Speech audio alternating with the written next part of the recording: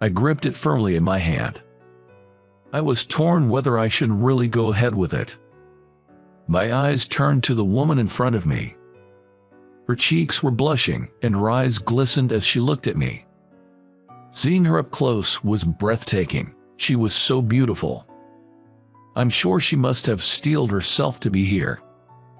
If that's the case, I'd like to respond to her wishes, too. Because I felt the same way as she did. So, I pushed it in, all the way.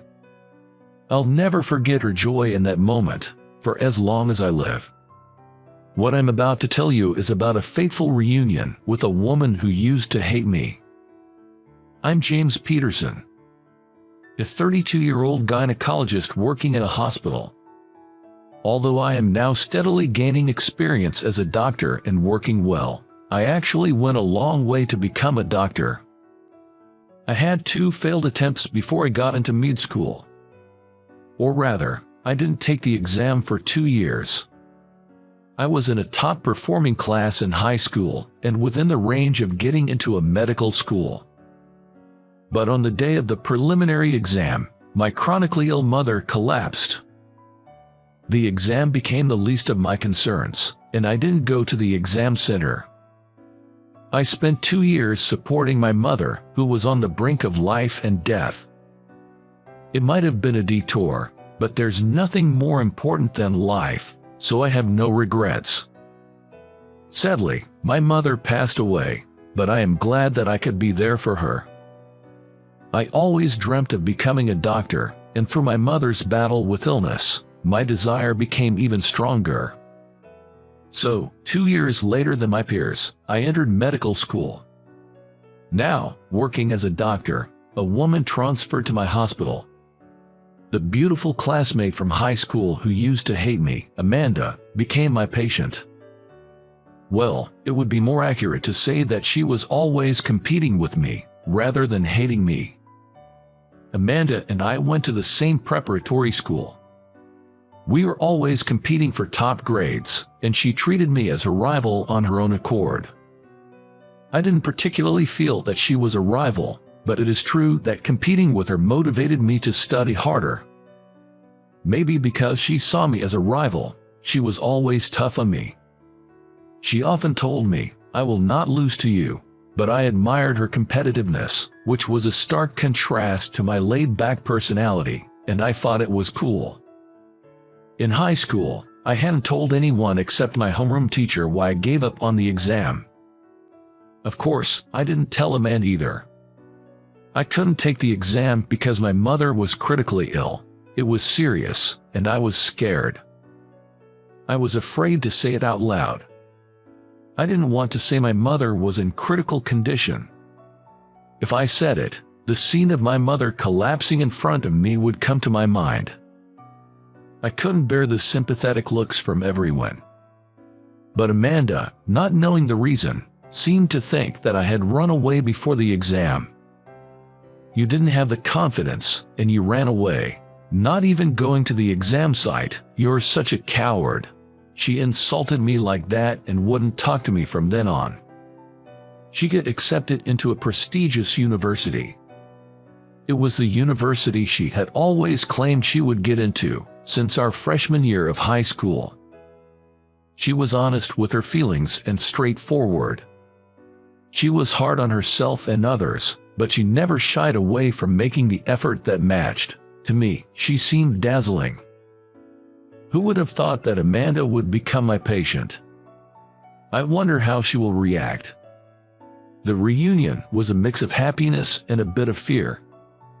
I met Amanda when I was shopping at a convenience store before work. She didn't know I was her attending doctor yet, because I hadn't greeted her as such. Also, maybe because I was in my casual clothes, she glared at me the moment she saw me and slightly laughed. "You're a high school grad and sick. Such a loser in life, huh?" It seems that because of my cancellation of the high school exam, I was a loser in her eyes. "I'm your doctor." What are you talking about?" I showed her my name tag, which stated my title as a doctor, to the bewildered her. She was staring at it in a daze. After revealing at the store that I was her doctor, Amanda left the place without saying a word. I went to her room to greet her later, but she didn't say anything. Perhaps she was still angry. She had been diagnosed with ovarian cancer at another hospital and was transferred to my hospital for surgery.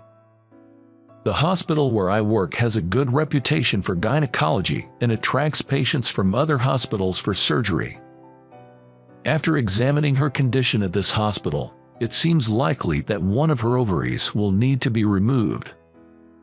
The extent of the progression and the treatment plan after the surgery would be determined.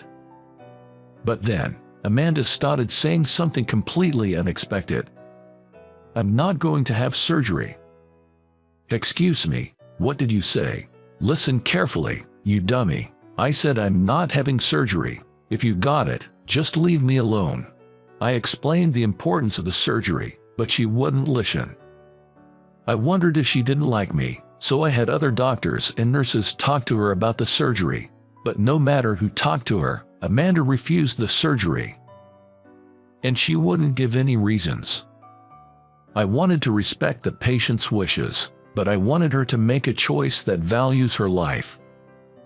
More than anything, I was concerned that she won't give me a reason. One day, as I was troubled with how to deal with Amanda, I passed by her room and heard arguing voices from inside. "So it's going to be an ovarian removal, huh? We have to call off the engagement." I saw for the first time someone who had come to visit Amanda. He was raising his voice, sounding irritated at the patient. "One of my ovaries will still be left. There won't be any problem. You don't know that for sure. What about the chance of getting pregnant? It's going to be lower than normal, right? Can you even have children? If you can't, there's no point in us getting married. Please, don't say things like that. I'm not going to have the surgery. If I don't, both of my ovaries will remain." "Huh?" A derisive laugh from the man echoed through the hospital room. "So, there won't be a complete cure for the cancer, right? And my wife will be a cancer patient in the first place. That's out of the question. There's only one thing I want from my wife: to bear children that will carry on my superior genes. I heard ovarian cancer can be hereditary. It would be a disaster if our child inherits it." The sound of Amanda's sobbing could be heard. "If you're worried, let's get tested to see if it could be passed on. Just the fact that you have cancer is a huge turnoff. Don't drag me into your illness. You can handle it alone." "Damn, I thought I had found a woman with both brains and beauty. You're just defective." I couldn't tolerate a man who didn't even know what the disease was and assumed it was inherited on his own. And the part where he scorned her as defective. What matters now shouldn't be whether his genes survive to the next generation. Isn't her life the most important thing? Even if she wanted children. It is women who bear children. Women risk their lives to give birth. I just couldn't accept that a man who disrespects women was ignoring her like this. "Don't you love me anymore? Please, don't abandon me." In high school, she was dazzling as she worked towards her goals. I admired her. I was angry at the fact that she was crying and hanging on to such a scumbag. Unable to stand it any longer, I entered the hospital room. "Nice to meet you, I'm Dr. Peterson, her primary physician." My sudden entrance seemed to surprise them. "I could hear you all the way from outside. You're not family, are you? If you're not, you should leave." My sharp words clearly irritated the man. "It's quite disrespectful of you. I've taken time out of my schedule for this woman. Even more reason for you to leave. Her valuable time is being wasted talking to you. If you're not idle, you should be on your way." Tisk. The man clicked his tongue, shooting Amanda a glare. "Is it okay if I leave? If I leave, it's really over between us, okay?" His tone seemed to contain a mocking laugh, as if he was making a fool out of Amanda. Watching her cling and cry, he seemed to find amusement. Amanda, her eyes moist, alternated her gaze between the man and me. The usually strong-willed Amanda was nowhere to be seen. That frustrated me. Do you need to cling to this kind of man? The Amandlina wasn't someone who compromised on herself. I heard you studied a lot and got a job at a good company. You worked just as hard in college, didn't you? You're an amazing person. Marriage is supposed to be a lifelong decision, right? You don't deserve someone who neglects your life and talks about your genes and defects. The man shouted things like you, and you're mocking me, as he listened to my words. Amanda was quietly watching me. Unsuitable, perhaps. Her words sounded younger than Amanda I knew. At this moment, Amanda seemed like a lost child. Maybe she was doubting her path due to the harsh words from the guy. Yeah, he's unsuitable. There should be someone else who will appreciate and cherish a hard worker like you, so don't lower yourself to the level of a scumbag like him. Upon hearing my words, Amanda closed her eyes and took a deep breath. When she opened them again, there were no signs of tears. Her eyes now regained their shine as she stared down at the man. We're done. Leave now. You sure you want to talk to me like that? I might forgive you if you apologize now. The man's earlier bravado was gone, and it was obvious that he was bluffing. He'd initiated the cruel conversation, but now he was unsettled by her desire to break up. I've had enough. We're finished. I'm glad I found out how small-minded you are before our marriage. What was I thinking? How did I not notice until now? I can't stand people who look down on the sick, or who see women as mere tools for childbirth. I'm baffled as to what I ever saw in you. Leave right now. The man was speechless, having been chastised by the woman he once looked down upon. I opened the door to the hospital room, gesturing outward with my hand. Then, with a smile, I said, "Please never come back." The man looked frustrated and fled back.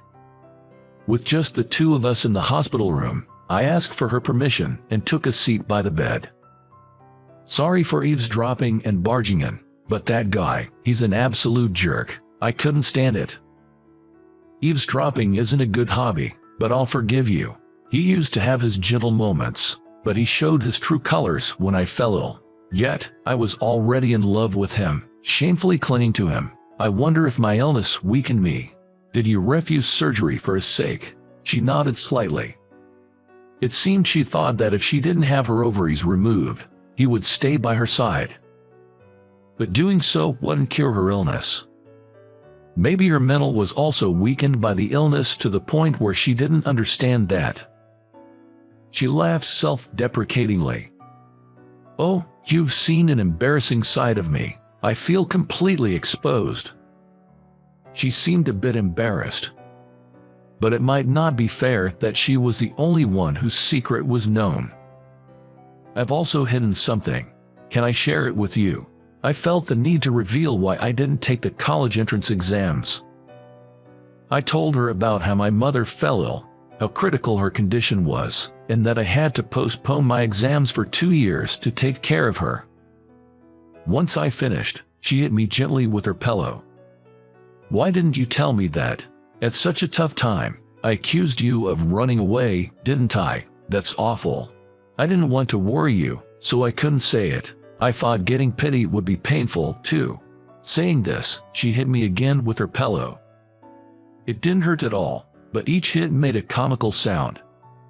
Why should I be considerate of you, my rival? Why won't worry about you? I told you to keep up with me, didn't I? I'll go to college first and work hard so you can't catch up, but I still want you to chase me.